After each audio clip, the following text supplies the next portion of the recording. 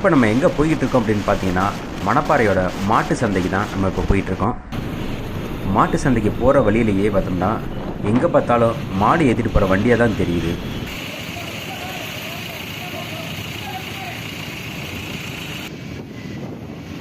இந்த ஹைவேக்கு பக்கத்துலேயே தான் இந்த மணப்பாறையோட மாட்டு சந்தை இருக்குன்றாங்க.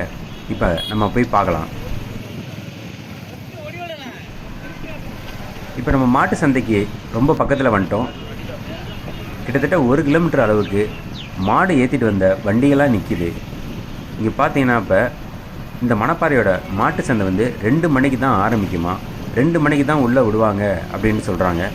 அதனால் இந்த வண்டியை ஃபுல்லாக ரோட்டு ஓரமாக திண்டுக்கல் திருச்சி நெடுஞ்சாலையில் 2 சைடும் இந்த மாட்டு சந்தையோட 2 சைடும் வண்டிகளாக இந்த சைடு 1 கிலோமீட்டருக்கும் அந்த சைடு 1 கிலோமீட்டரும் வண்டியை ஃபுல்லாக நிற்கிது. இந்த மாடு எங்கேருந்தெல்லாம் வருது அப்படின்னு பார்த்தோன்னா ஈரோடு, சேலம், திருச்சி, காரைக்குடி, தஞ்சாவூர், புதுக்கோட்டை, திண்டுக்கல் இந்த மாதிரி மணப்பாறையை சுற்றி உள்ள எல்லா டிஸ்ட்ரிக்டில் இருந்தும் இந்த மாடுகள் விற்பனைக்கு வருது. இப்போ 2 மணிக்கு மேலே தான் திறப்பாங்கன்னு சொல்லியிருக்காங்க. இப்போ நம்ம என்ன பண்ணலாம்னா ஒரு விசிட் லைட்டாக அடித்து பார்க்கலாம். சந்தைக்குள்ளே போவோம் வாங்க. இப்போ நம்ம இருக்கிறது சந்தை. வெளியில் எவ்வளோ க்ரௌடாக எவ்வளோ டிராஃபிக்காக இருக்குன்னு நீங்கள் பார்த்தீங்க. ஆனால் உள்ள சந்தைக்குள்ளே பார்த்தோம்னா ஒரே அமைதியாக இருக்குங்க. இங்கே ஒரு சில கடைகள், டீ கடைகளும் மாட்டுக்கு தேவையான கயிறு, மணி இந்த மாதிரி விற்கக்கூடிய சில கடைகளும் மட்டும்தான் உள்ளே இருக்குது. மற்றபடி வியாபாரிகளும் ஒரு சில மாடுகளும் மட்டும்தான் உள்ளே இருக்குது. மற்றபடி எல்லா வண்டிகளும் வெளியில் தான் நிற்கிது. என்னன்னு கேட்டால் 2 மணிக்கு தான் உள்ளே அலோவ் பண்ணுவாங்களாம். இப்போ மாடு உள்ளே வர வரைக்கும் நம்ம வெயிட் பண்ணி பார்க்கலாம்.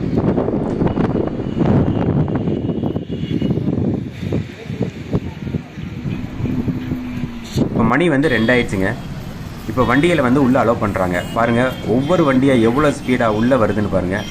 எல்லா வண்டிகளும் வருது. பெரிய பெரிய லாரிகளில் இருந்தும் மாடுகள் நிறைய விற்பனைக்கு வருது. இந்த மாடுகள் விற்பனைக்கு வர்றது மட்டும் இல்லைங்க, இங்கே வாங்குவதற்கான மக்களும் நிறையா கூட்டமாக இருக்கிறாங்க. கேரளாவில் நிறைய வியாபாரிகள் இங்கே வந்திருக்காங்க. குறிப்பாக கேரளா, கோயம்புத்தூர் பகுதியிலேருந்து நிறைய வியாபாரிகள் இங்கே வந்திருக்காங்க.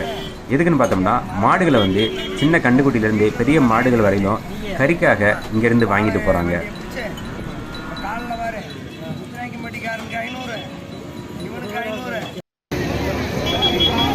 அதே மாதிரி மாடுகள் இறங்குறதுக்கு தகுந்தாற் போல் மண்மேடுகளும் அங்கங்கே இருக்குது.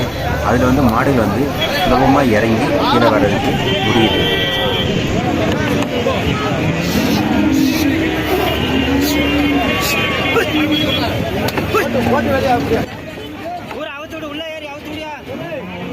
மாடுகள்னால ஈஸியாக சுலபமாக கீழே இறங்கி கொண்டு போகிறாங்க.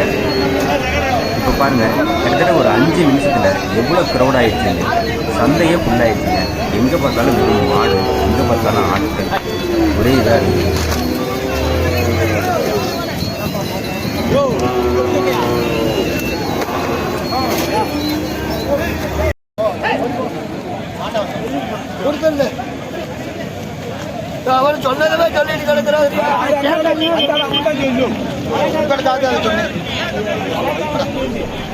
ஒவ்வொருத்தரும் மாடு வாங்கவும் விற்கவும் ஒரே பரபரப்பாக இருக்காங்க.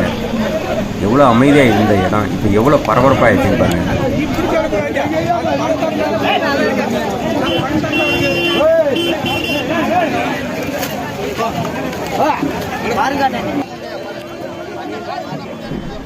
இதாங்க தமிழ்நாட்டிலேயே மிகப்பெரிய மாட்டு சந்தைன்னா அது நம்மளுடைய மணப்பாறை மாட்டு சந்தை தாங்க.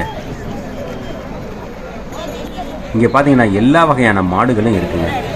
இதில் நாட்டு மாடு, சிந்து மாடு, ஜெர்சி மாடு, எருமை மாடு, எல்லா விதமான மாடுகள், அதே மாதிரி ஜல்லிக்கட்டு காளைகள், வண்டி மாடுகள், இந்த மாதிரி உங்களுக்கு என்ன மாடு தேவையோ எல்லாமே இங்கே வாங்கிக்கலாம்.